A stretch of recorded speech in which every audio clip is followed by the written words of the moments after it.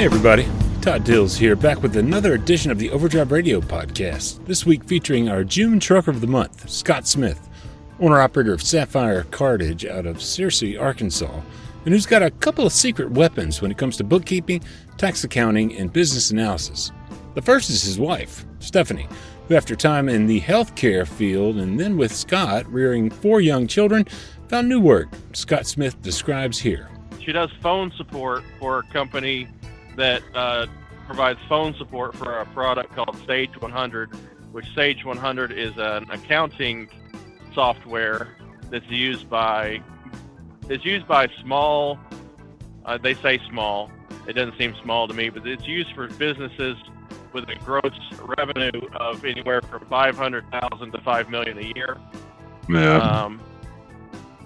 And so on the smaller side of businesses, I guess you would say. But she does phone support for this accounting firm, for this accounting software.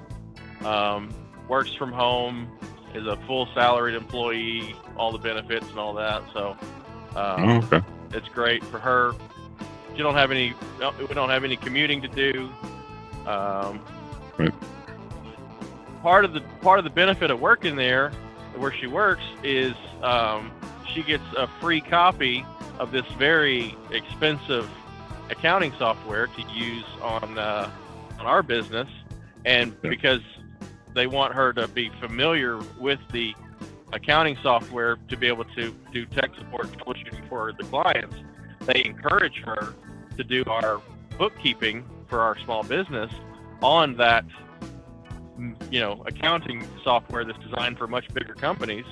And because of the fact that it's considered, training for her, she's actually able to do the bookkeeping for the company while she's on the clock, technically, for the company that she works for.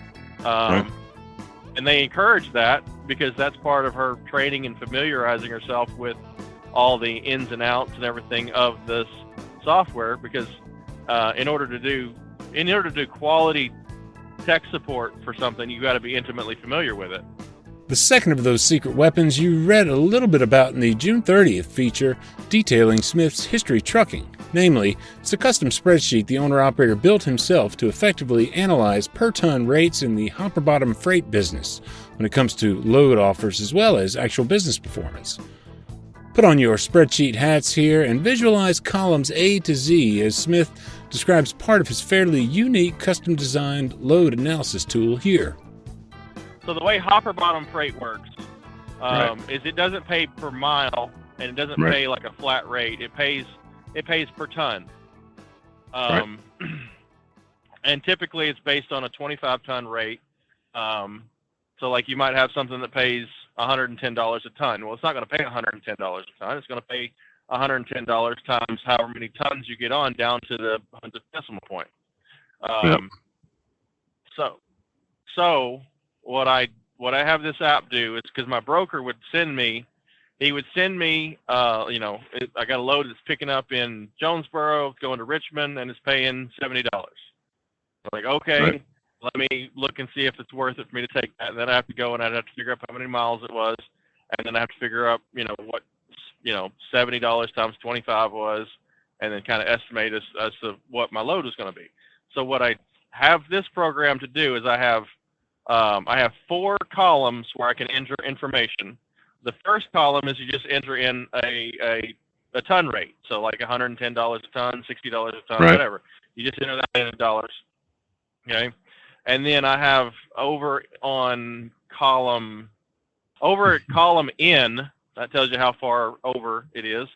Over at column N, it takes what you put into column A and it multiplies it by 25 tons. Yeah. And that gives you, it gives you what it's going to pay. Well, then over on column F, it takes off the 10% brokerage fee that the broker takes. So basically it takes whatever's in column N and it multiplies it by 0.9 to get 90% of what the load is. So that's what I'm actually going to get paid. And then over here in column O, just past column N, I've got a formula to where if I don't type anything into column O, then it's just going to multiply N by 25 tons. But if I put something into column O, it's going to divide that by 20. It's going to divide that by 2,000, and then multiply that by column A, basically, so that when I get loaded and I know what my actual weight is, which my actual weight is usually over 50,000 pounds of product. It's usually 51,000, almost 52,000. Sometimes it's a little over 52,000 pounds of product, depending on how low on fuel I was and how close to that 80,000 pounds they can get me. So when I first book the load, I put the number in, it multiplies it by 25 tons, and it gives me an estimate of what I'm going to make. When I get loaded, I then put in the actual weight into column O in pounds, and it divides that by 2,000 to get the actual tons down to the decimal point, and then it multiplies that number by the rate to give me my actual load, and then it automatically sends that over to back to column F and subtracts the 10% from it. And so that tells me exactly what I'm going to make on that load after brokerage, right? And then the next column over from the first column is a flat rate load, because some loads, they pay flat rates because you can't get 25 tons on because it's a really lightweight product. So they just pay you a flat rate. And so what this does for the actual estimate after brokerage is it takes whatever's in column C, which is the flat rate, and whatever's in column N, which is the calculated total load weight rate, and it adds them together, because sometimes I have a flat rate and sometimes I have a per ton rate, and then it divides it by, or multiplies it by 0.9 or 90% to give me what it's going to be after brokerage. With the brokerage, and that displays in column F, so I know what I'm going to be getting paid for each load after brokerage. And then I've got an app called En Route that I've had for years, like since I first got an iPhone almost. And I paid for it years ago, but it's paid for itself over and over. I paid like $12 for it several years ago. And basically it allows you to put pins on a map, as many pins as you want. I think I've had over 100 pins on the map at a time before. But you can put as many pins on the map as you want, and it'll tell you the distance, from the start through each of the pins. I think Google Maps is kind of starting to do that now, and I think Apple Maps is starting to do that now. But for the longest time, this was the only way that you could make a custom route with unlimited amounts of pins. But anyway, I've got all these places that I would normally go to, and I would have them saved as pins on the route, and it wasn't that hard to add another pin if it was someplace I wasn't familiar with. And so I'd go on there and I'd just hit, from home or from where I unloaded at to where I'm loading at next to where I'm going, and that would give me my whole miles, loaded and empty, from where I was getting empty to where I was getting loaded to where I was going. Then I come back over here and I just plug that number in, and then it automatically, over on column G, it automatically tells me what we're getting paid per mile after brokerage, but before fuel cost comes out. And then in column E, I've got a place where I can put in the cost of fuel per gallon the last time I bought fuel, or the next time I'm planning on buying fuel, which I use a Mudflap app to get the best price on fuel that I've been able to find. And so I put in my fuel costs. As was detailed in the story, too, Smith also uses that spreadsheet to set profits against not only hard costs like those for fuel, but his weekly home needs, his own personal driver's salary, if you will.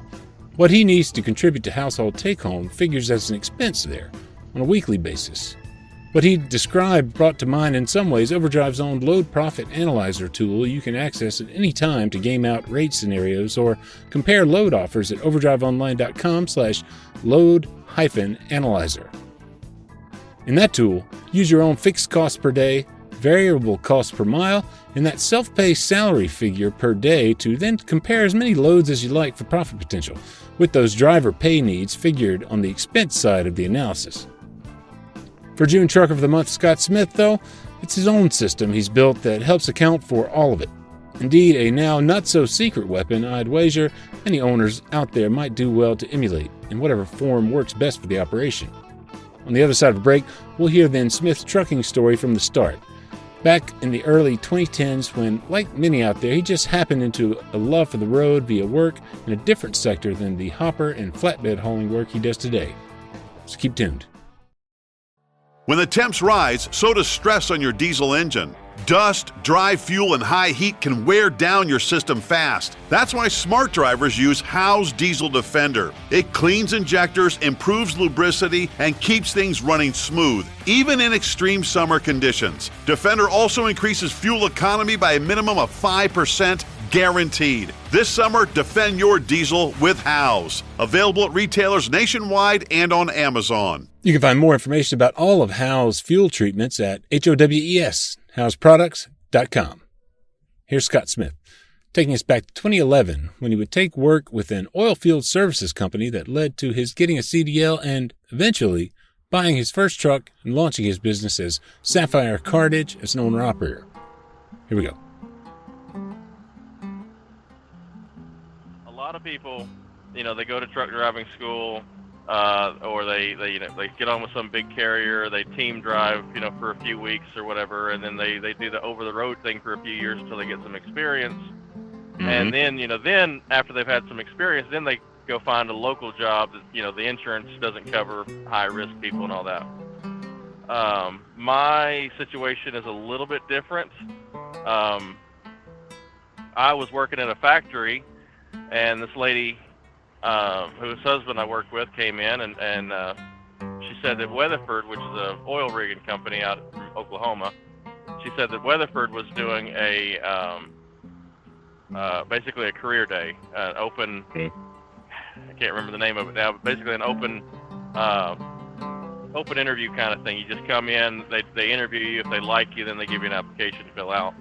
And I just got off work from the factory, and of course, I grew up doing farm work and running all sorts of equipment anyway.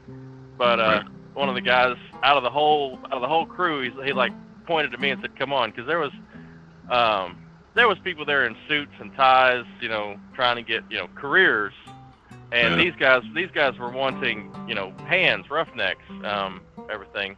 Yeah. And so they kind of pulled me out of the crowd because I wasn't super clean and everything. And they said, "You look like a guy that knows how to run some equipment." And I said, "Well, yeah, I grew up doing farm work. I've worked on an oil rig, a few years ago and everything." And they're like, "Well, we need equipment operators.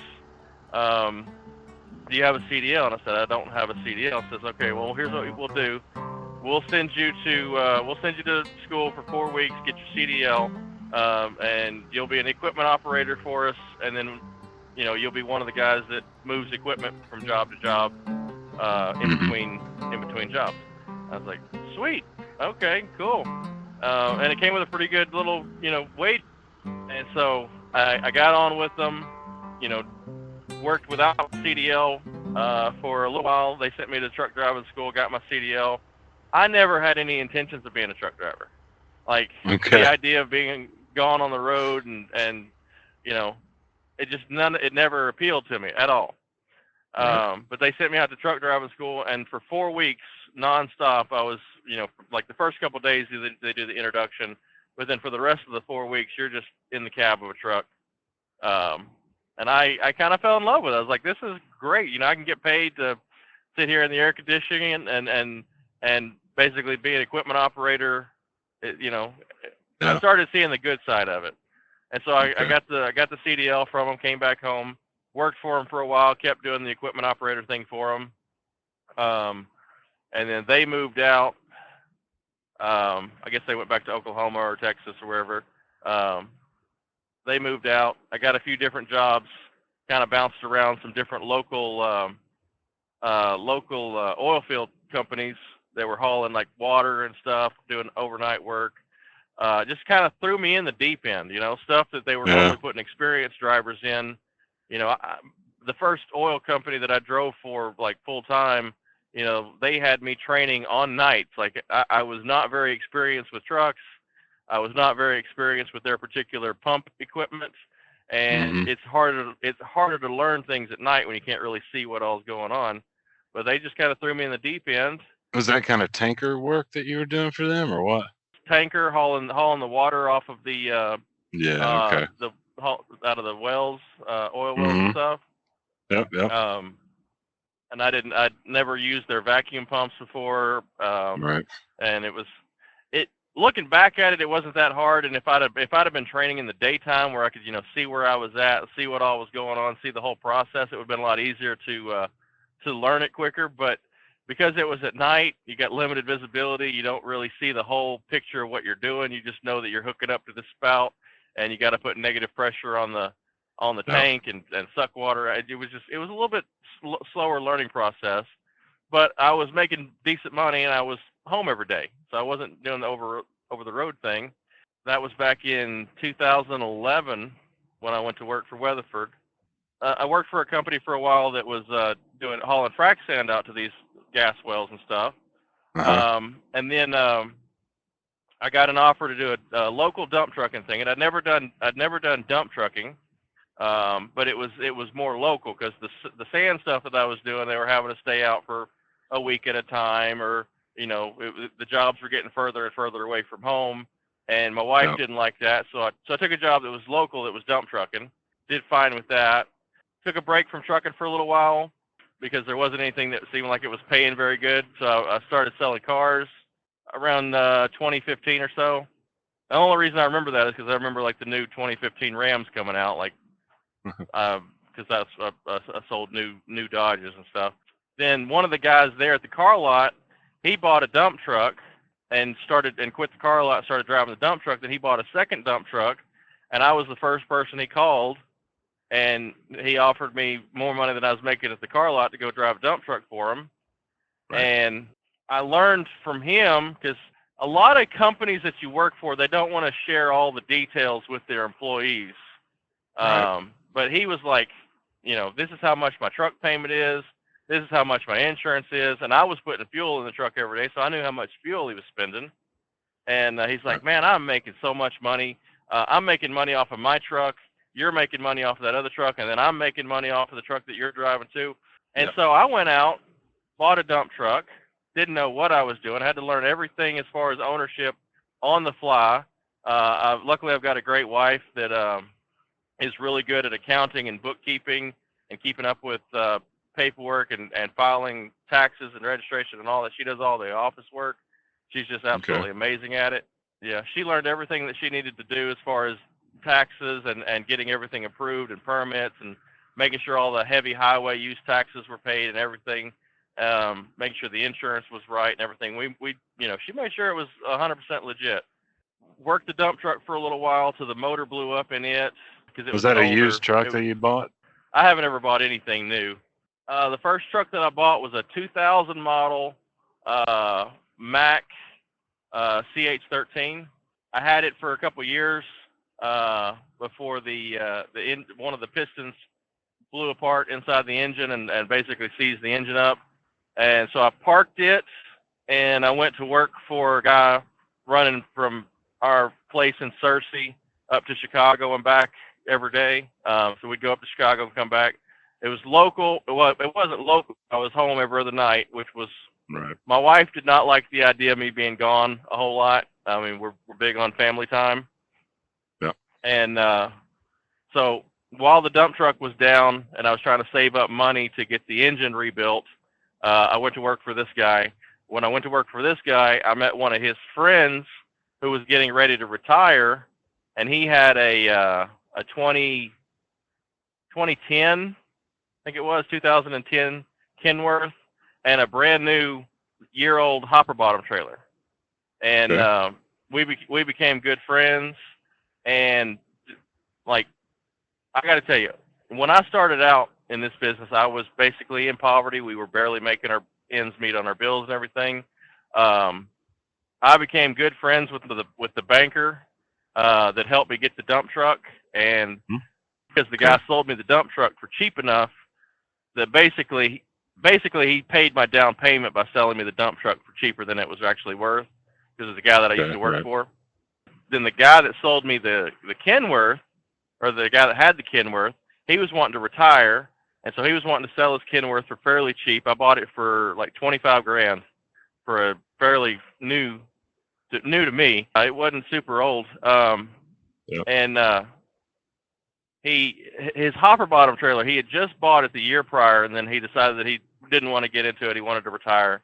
And so I didn't have the credit or the money to buy his hopper bottom, which the finance company that he'd went through, he was now upside down on his hopper bottom. He owed more than it was when it was new, because he'd only been paying on it for a year.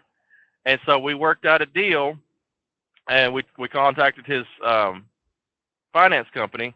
They put me on his loan as a co-signer for his loan, and then they swapped the positions around to where I was the main and he was the co, and then switched all the address and the billing information over to my stuff, and I basically just took over payments on his trailer.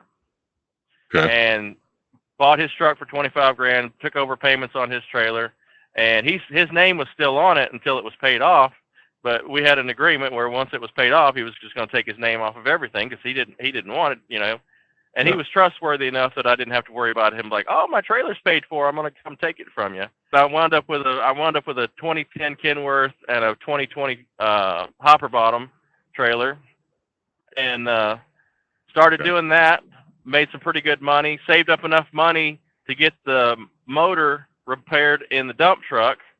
I tried a couple different people to run the dump truck for me. I found out really quickly that the people that are motivated enough to be good employees are already running their own equipment, and the people that are stuck as employees are not motivated enough to be really good employees.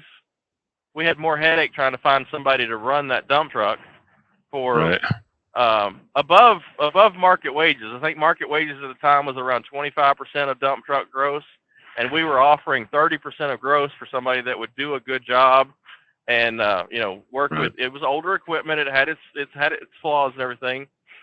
Nobody would stick around very long. I had one guy that had learned to drive on an automatic, and I took him out and I taught him how to shift gears and everything.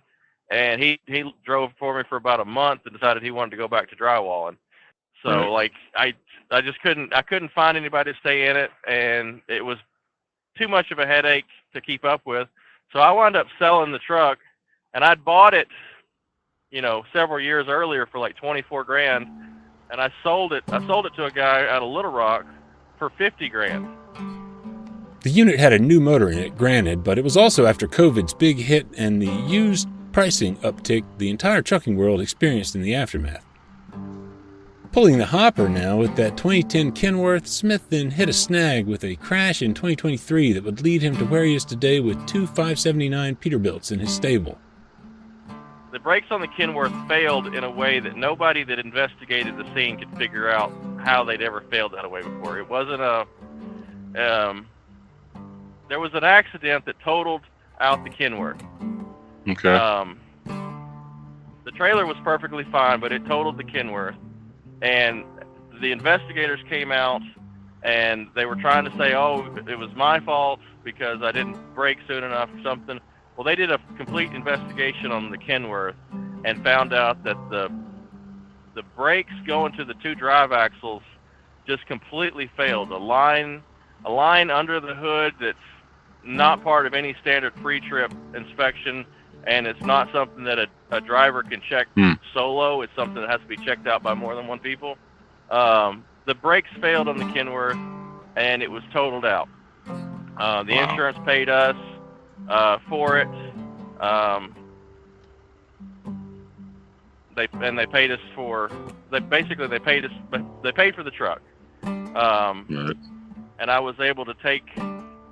And I remember I bought this truck for like $25,000. Of course, we'd been paying on it, because it was a loan. It was a loan from the bank for the $25,000 because we were still trying to save up money for the dump truck and everything.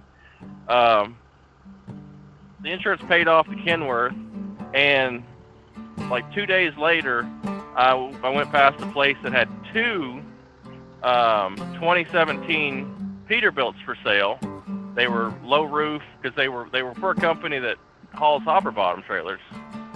And I stopped in and asked about them, and they wanted like $40,000 a piece for them. And he really wanted to sell both of them. He said he would offer me a deal. He'd let me have them for $35 a piece if I bought both of them. And so I called up my mechanic and I said, "Hey, I got a good deal on some trucks.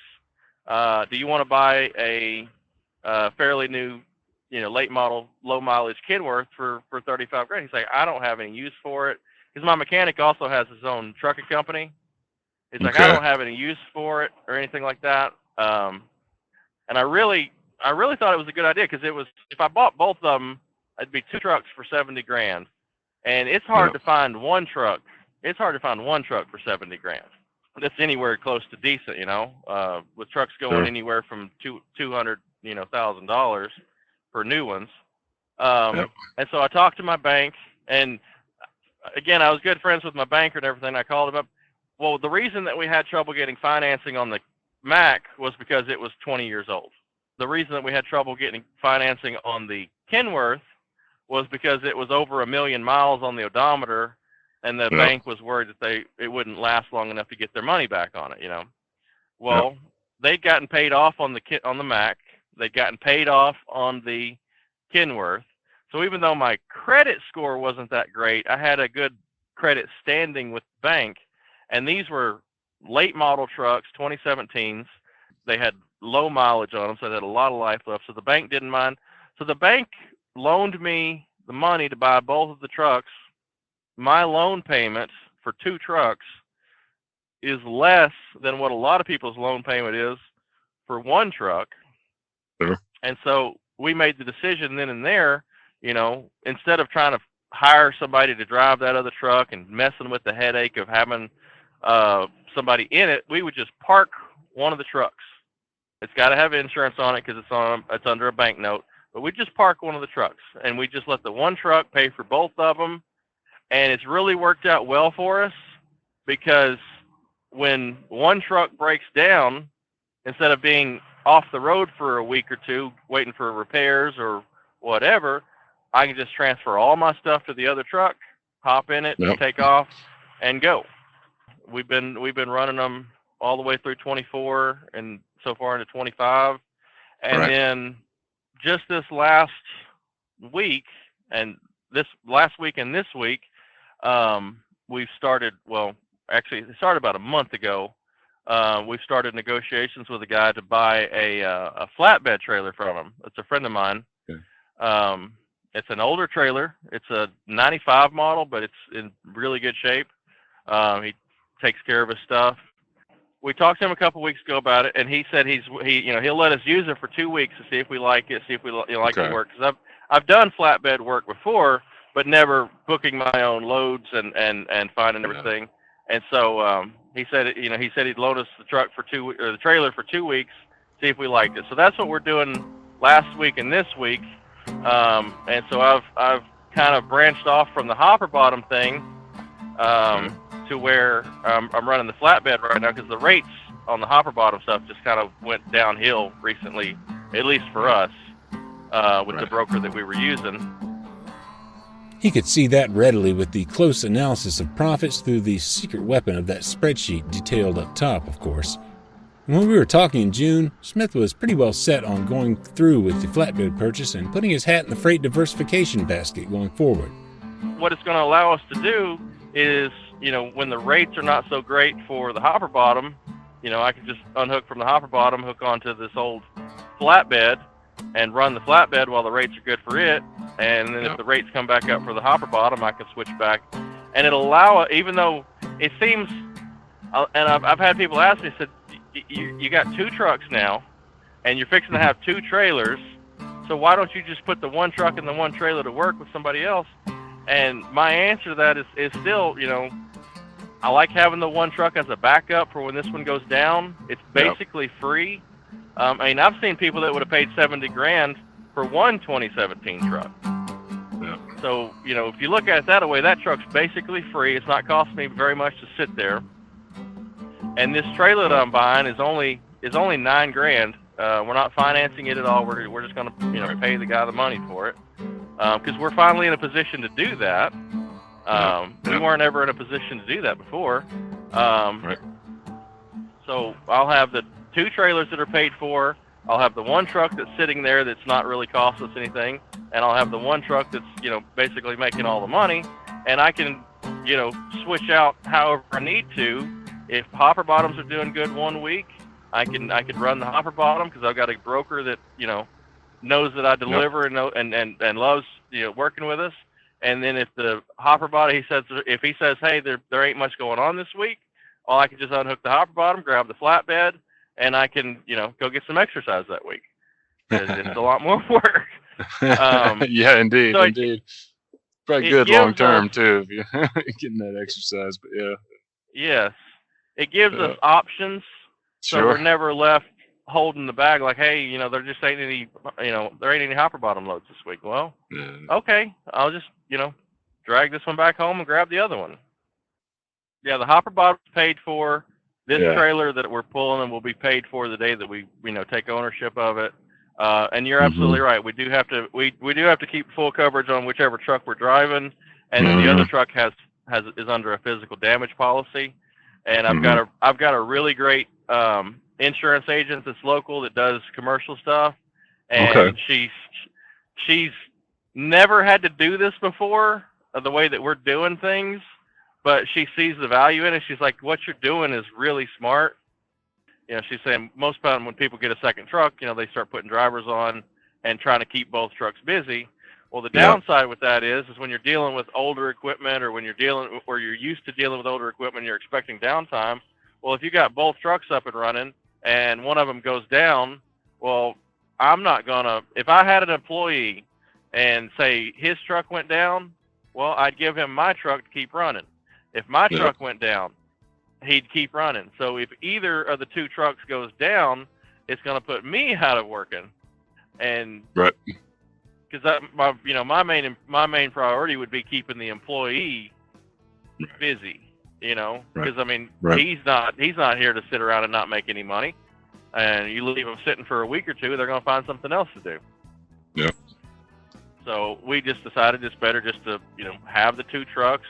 The 1 truck's not costing us very much to sit there, and it's great for when there's a backup. Because I have had, not on these 2 trucks, because they're later model trucks and they're lower mileage, but on that Kenworth, I had the head went out, and the truck was down for 3 weeks to a month, trying to source a head during COVID time, Right. And that hurt us a lot. Here's a big thanks to Scott Smith, owner-operator of Sapphire Cartage, for walking us through what's been an eventful decade-plus journey into and through trucking business ownership.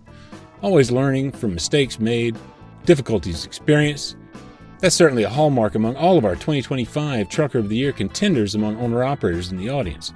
Become one of those contenders yourself, starting with the nomination page at overdriveonline.com/toptrucker. You can also nominate a small trucking business, up to 3 trucks total, that you admire, other than your own there, too. Get started at overdriveonline.com/toptrucker. I'll post that link in the show notes with the page where you can read about the 6 contenders so far for the 2025 Trucker of the Year award as well. Find those notes wherever you're listening. Overdrive Radio is on Spotify and SoundCloud, Apple Podcasts, and YouTube, Overdrive's Facebook page, and any listening platform, really. Leave us a review there if you're enjoying these, and here's a big thanks in advance for it. As always, big thanks to you for listening.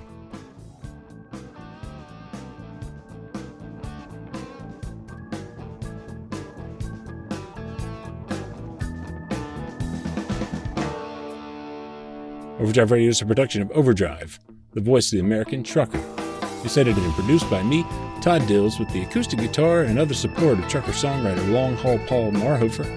The theme is Legends of the Snake Man by Marhofer, featuring the guitar work of Travis, the Snake Man himself, Whammock, Terry Two Socks Richardson on bass, keys by Tisha Mingo Jim Whitehead, and on drums, Andrew Marshall. The podcast is backed up further by Overdrive's own social media coordinator, Jasmine Campbell, senior editor Matt Cole, executive editor Alex Lockie, and video editors Lawson Rudisell and Andrew Glenn. We'll see you next week.